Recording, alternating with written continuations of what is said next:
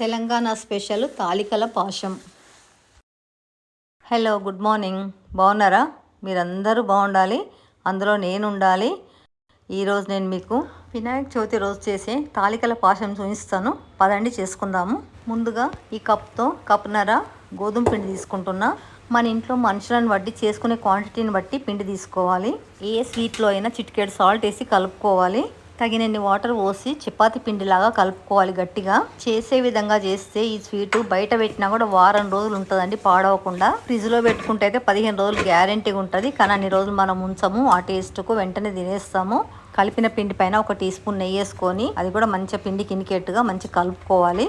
మర్దన చేసుకున్న పిండిని మూత పెట్టేసి ఒక అరగంట పక్కకు పెట్టుకోవాలి.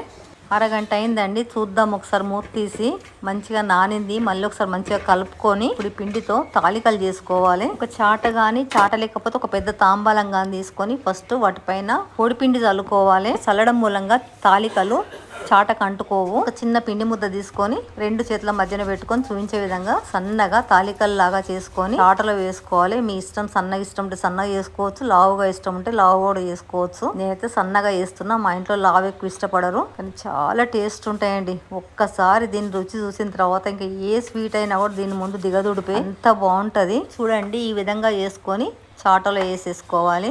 మిగతా ఇష్టం ఉంటే కొన్ని రౌండ్గా చేసుకోవచ్చు, ఇంకా కొంచెం చిట్మీల్ లాగా చిన్న చిన్నగా చేసుకోవచ్చు. ఎన్నో రకాలు చేయొచ్చు. నేనైతే 2-3 రకాలు చేస్తానండి. ఒకే రకం అంటే కూడా బోర్గా ఉంటుందని 2-3 రకాలు చేస్తారు. కొన్ని రౌండ్గా చేస్తున్నా, ఇప్పుడు ఇవి చిట్మీల్ లాగా చేస్తున్నా. 2-3 రకాలు ఉంటే మనకు చూడడానికి కూడా మంచిగా అనిపిస్తాయి. ఒకే రకం ఇంత పొడుగ్గా తినే వాటికన్నా 2-3 రకాలు ఉంటే మంచిగా అనిపిస్తాయి కాబట్టి అట్లా చేస్తున్నా.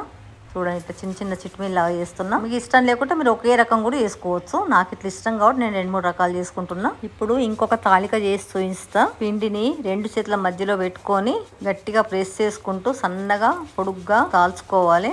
ఇది చేసుకోవడం అయితే కొంచెం లెంతీ ప్రాసెస్ చేయండి, కానీ టేస్ట్ మటుకు బాగుంటుంది. ఇష్టం అంటే కష్టమైన తప్పదు కదా.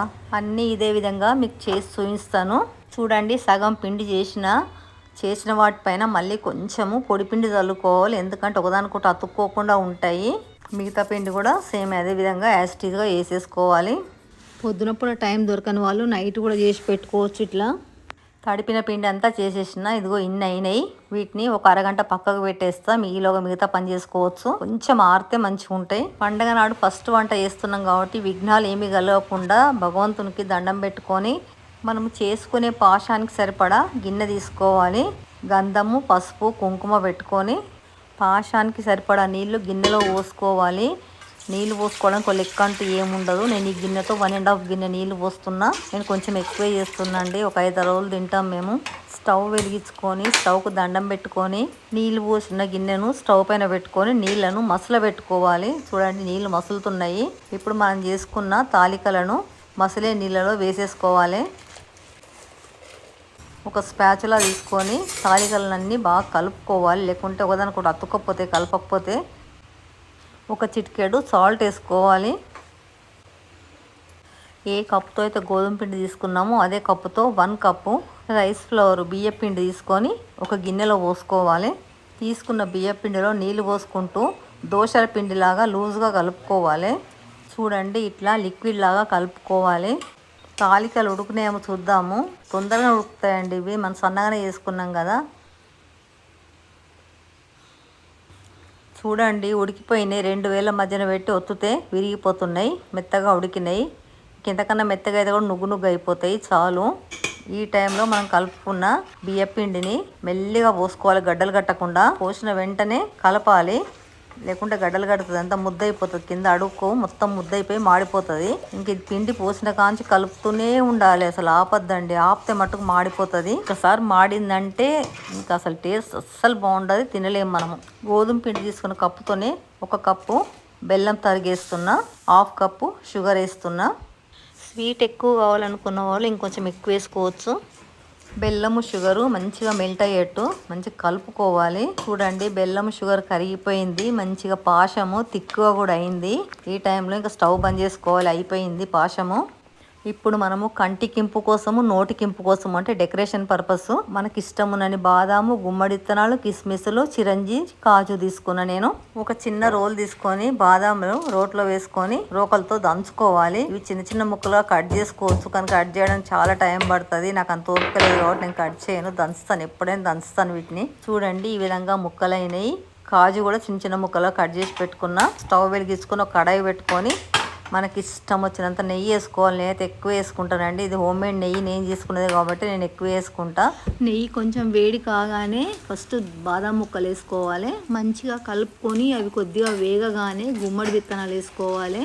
తర్వాత కిస్మిస్ వేసుకొని లాస్ట్లో చిరంజి వేసుకోవాలి. అన్నీ ఒకసారి మంచిగా కలుపుకోవాలి. ఒక స్పూన్తో కలిపి వస్తలేదని 2 తీసుకొని కలుపుతున్నా. ఇట్లా కలిపితే ఈజీగా వస్తాయి. కడాయి చిన్నగా ఉంది, మన డ్రై ఫ్రూట్స్ ఎక్కువైనాయి కాబట్టి కలిపి వస్తలేదు. మళ్ళీ కొంచెం నెయ్యి వేసుకుంటున్నా. నేను పాశంలో కూడా కొంచెం నెయ్యి వేసినండి, ఆ క్లిప్ మిస్ అయింది. ఏ స్వీట్లో అయినా కూడా నెయ్యి చాలా ఉంటేనే బాగుంటుంది. చాలా టేస్ట్గా అయితే అండి, చాలా అంటే చాలా బాగుంటుంది. వేయించుకున్న డ్రై ఫ్రూట్స్ అన్ని తాలికల పాశంలో వేసేస్తున్నా. చూడండి క్లోజ్అప్ చూపిస్తున్నా. డ్రై ఫ్రూట్స్ అన్ని గిన్నెంతా స్ప్రెడ్ చేసుకున్నా. తాలికల పాశం పైన 1 టీ స్పూన్ ఇలాచీ పౌడర్ చల్లుతున్నా. నేను మొదలే చేసి పెట్టుకుంటాను. అప్పటికప్పుడు చేయడం అంటే టైం సరిపోదని ముందే చేసి బాటిల్లో పోసి ఫ్రిడ్జ్ లో పెడతాను. చూడండి ప్రసాదం అయిపోయింది. ఇప్పుడు నైవేద్యం కోసం ఒక బౌల్లో తీసుకుంటున్నా. భగవంతునికి సమర్పించాలి కదా. ఇది విఘ్నేశ్వర్ల వారికి నైవేద్యం పెడతా. మీరు కూడా ఇట్లనే చేసుకుంటారా? కామెంట్ సెక్షన్ లో చెప్పండి. వీడియో నచ్చితే లైక్ చేయండి, సబ్స్క్రైబ్ చేసి బెల్ కొట్టి ఆల్ ఆప్షన్ పై క్లిక్ చేస్తే నేను చేసే వీడియోలన్నీ మీకు వస్తాయి. వీడియో మొత్తం చూసినందుకు థ్యాంక్ యూ వెరీ మచ్.